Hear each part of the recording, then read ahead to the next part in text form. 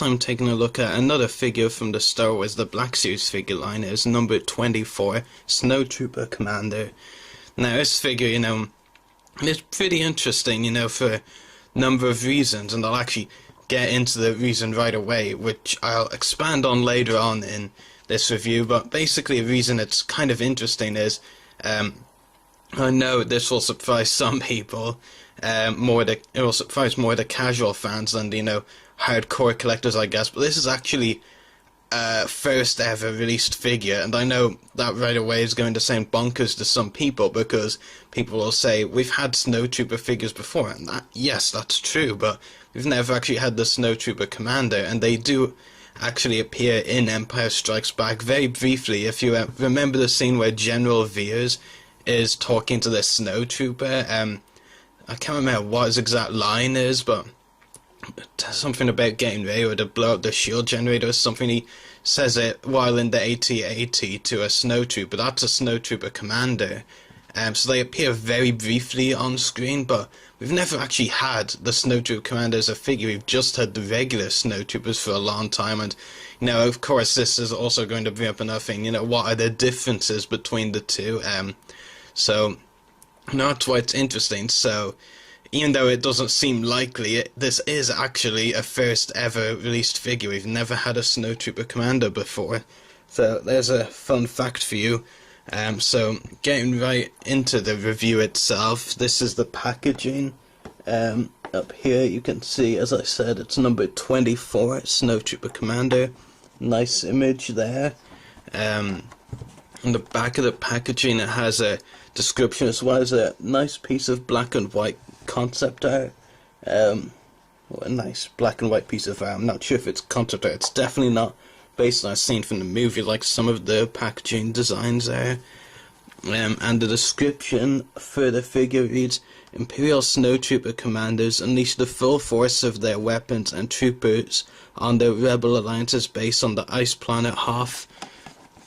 So yeah, that's the packaging basically in a nutshell. The figure itself, yeah, it's definitely interesting, even if it wasn't, I mean, like a lot of people, like some people, I do like getting some of the more obscure characters. The Snowtrooper Commander, for me, it does count as obscure, I guess, because they only appear briefly, and we've only had the generic Snowtrooper figures before, so yeah, I think this does count as an obscure figure release, and I like it. I was actually planning on getting another Snowtrooper figure anyway, because I don't actually think I have one, not a recently released one, and I am a big fan of the Snowtroopers myself, so yeah, actually that makes it sound a bit weird that I don't have a Snowtrooper figure, but yeah, when this was announced, I definitely said I had to get this figure, and it's a very good figure,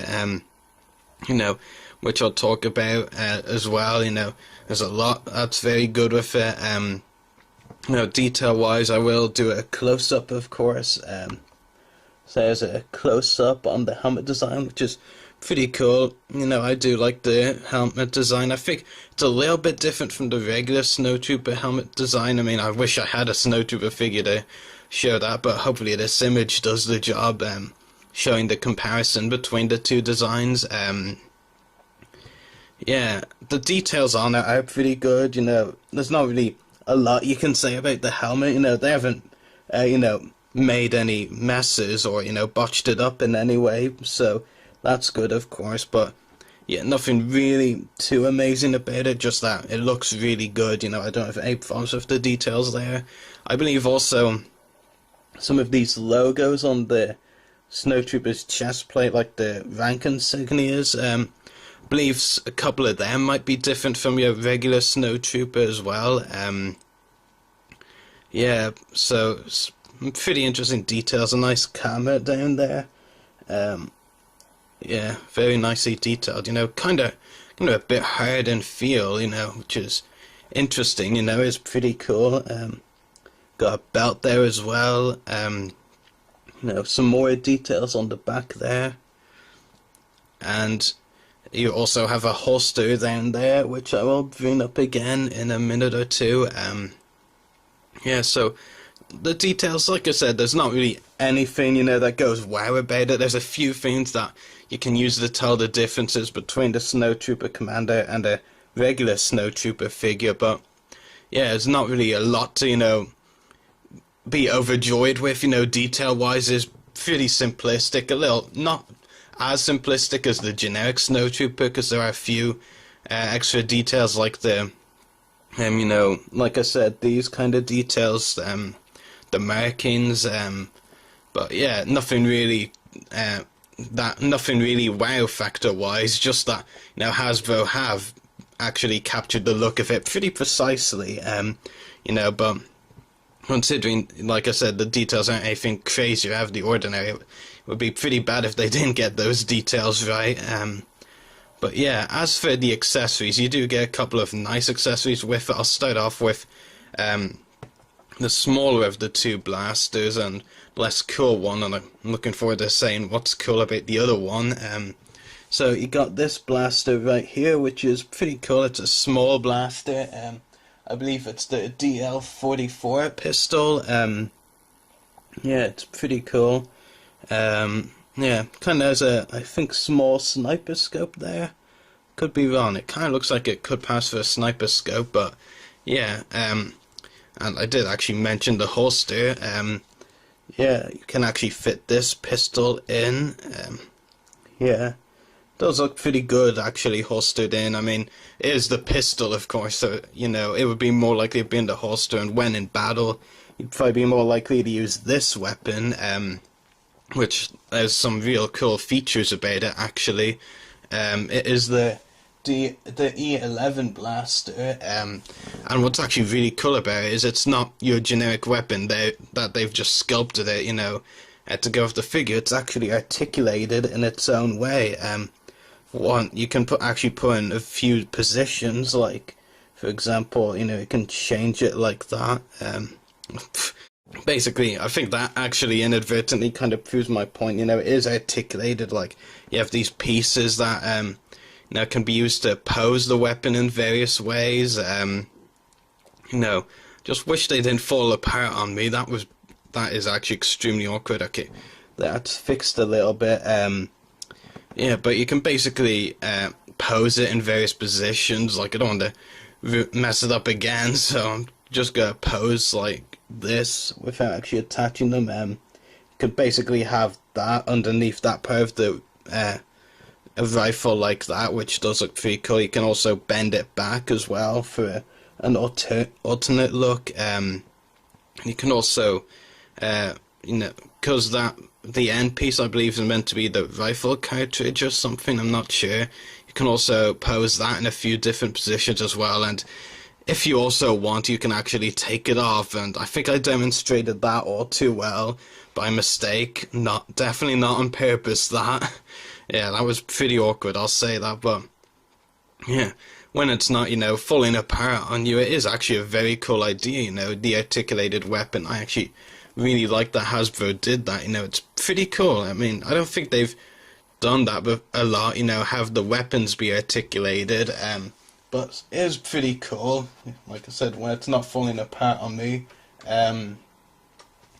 I just realised what I actually meant to say it was, and I didn't explain it very well. It wasn't the rifle cartridge thing I meant to say, you can kind of pull it up at the back, to make it look like, the Snowtroopers reloading the weapon.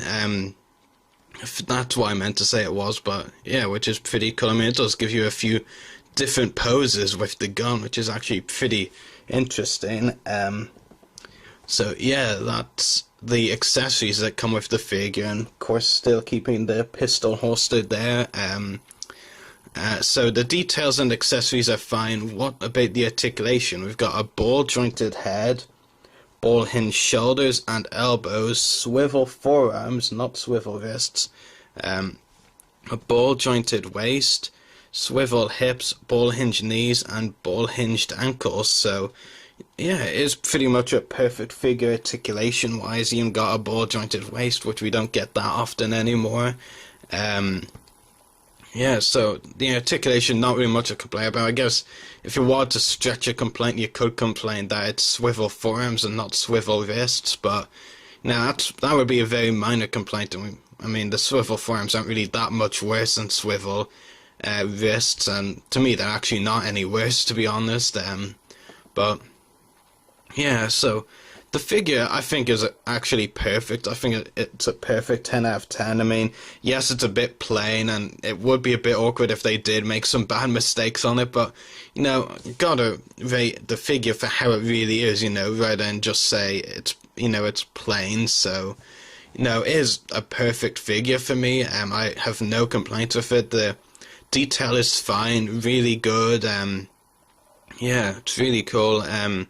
The detail on the figure, the accessories are great, especially the articulated blaster, which hopefully I will be able to fix later on after this review. The articulation is fine. I have no complaints with that either. I mean, the only thing, of course, would be to say, you know, if I had a small complaint, it's not really a complaint, it's not a complaint at all. It's just the fact that, you know, it is a simplistic figure. It's not, you know, it's, even though it is a Snowtrooper commander and is a bit different look-wise from the generic Snowtrooper, you know, it still is, you know, very plain and kind of simple if you think about it, you know. But it's a good figure for the obscure, you know, the original trilogy collectors that like obscure figures, because you know, we have gotten a lot of Snowtrooper figures, the generic ones, but we've never had a Snowtrooper commander. Don't think we will see another Snowtrooper commander figure for a while, you know. So I would definitely recommend buying this figure. It's pretty much perfect in every way for me. But I think people that are more obscure figure collectors are more